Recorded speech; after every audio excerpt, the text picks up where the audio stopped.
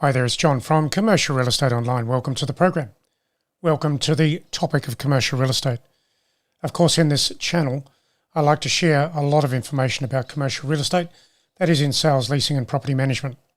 In today's topic, I want to go into a sales canvassing plan for commercial real estate agents, and that can apply in your location with your property specialities as well. So let's have a look at it. Let's have a look at how the sales canvassing plan can work for you. And of course, you can build your business around that over time. A plan will help you get some consistency in your actions and of course, focus in your business. Ultimately, that can mean more listings, more clients, more opportunities, and more transactions.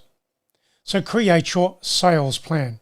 And at the time of the recording, which is at the end of 2023, this is a good set of slides to boost your ideas for 2024. Over the Christmas break, you can think about what you're doing, what you're not doing, and how you can improve. So let's go further into that and help you with the topic. So where do you start in commercial real estate? That's the idea. Where do you start? There are many different things to think about, and of course, I will help you with the different ideas as well. But ultimately, as an agent, you need to have points of difference. And so you'll need to determine why you're a good agent, how you can help people, how you can be better than the other agents in your location.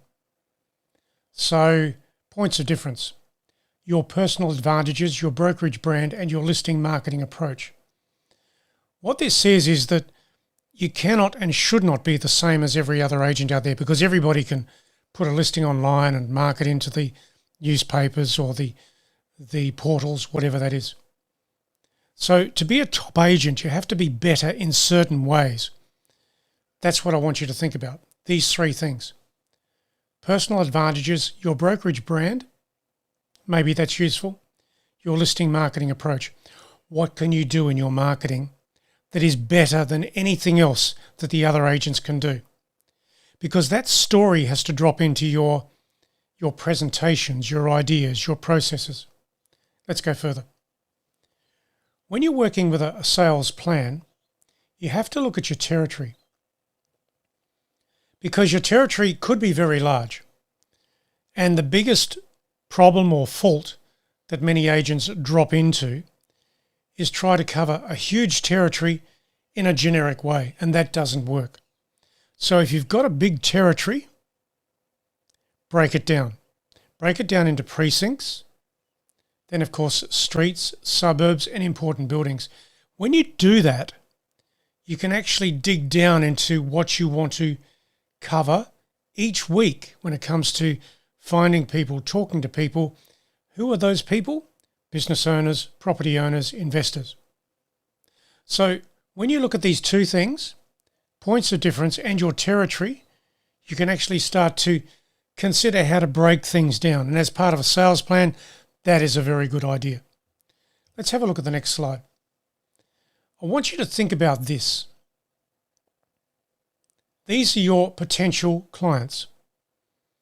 Now, you might work all of these groups. You may only work some of these groups, but you've got to make some choices. So the groups are buyers, sellers, business owners, investors, existing property owners, franchise groups, developers. And if you like, right now, break them down onto a piece of paper and then put priorities on them. For example, I would say, number 1, investors.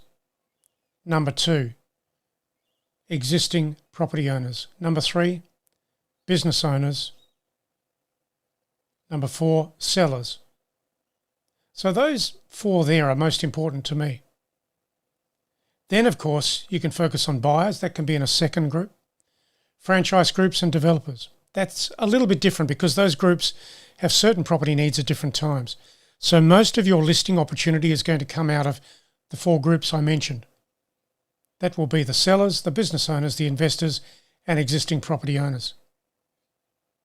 So when you work out who those people are, you've then got to think about this, the client types.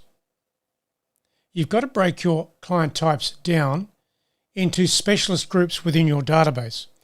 When you do that, you can figure out who you're going to call and why. So parts of your database will need to feature locations.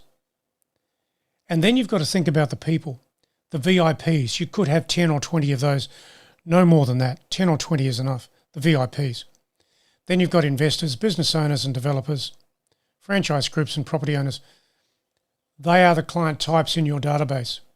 And you should have a category there where you can search them down, drill down into those groups and talk to them. That means today, for example, you could be phoning business owners because you want to see if they have any particular property needs where you can help.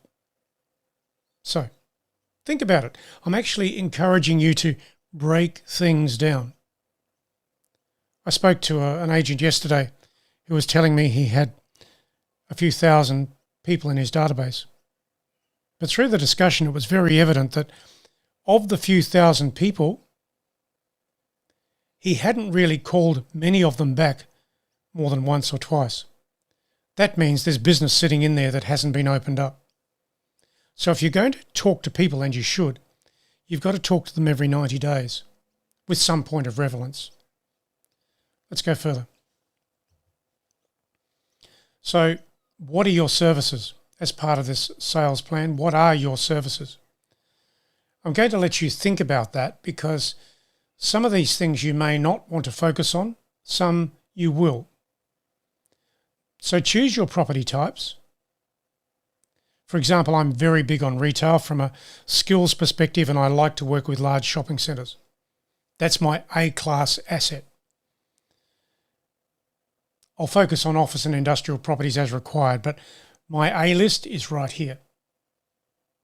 Then I'll focus on projects, and I'm very busy in sales and leasing. Property management is there if I can encourage a property management link for a client to a service provider in the group, the people that I work with. That's okay, that's fine, because then I get the benefit of retaining that client through property management services over time. But ultimately, that property management service will come out to sales and leasing over time.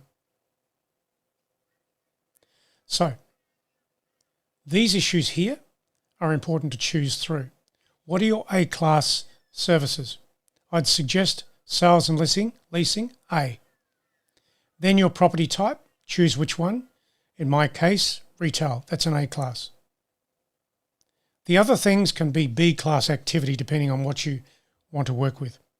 So I've taken you through a few key issues, decision points in your sales planning. There'll be another group of slides with this in the next program, which I post on YouTube.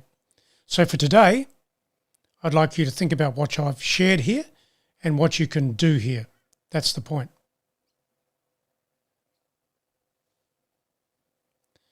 As a final note, in commercial real estate, your success and progress comes down to what you do consistently over time. The agents that struggle have very little consistency in their working day, their focus, their conversations, their people, their properties, their prospecting. I've said a lot there, so you might need to repeat that short part of the video. So today, I'm encouraging you to get this plan started. In the next video, I'll take you into the second stage of what you do with this particular idea of creating your sales plan. Enjoy the momentum, enjoy the ideas. Visit the website, of course, at commercial-realestate-training.com. I'll catch you there, and of course you can pick up many of the resources there that I have to help you with your business. Catch you soon, catch you again. Have a great year, have a great 2024. See you soon.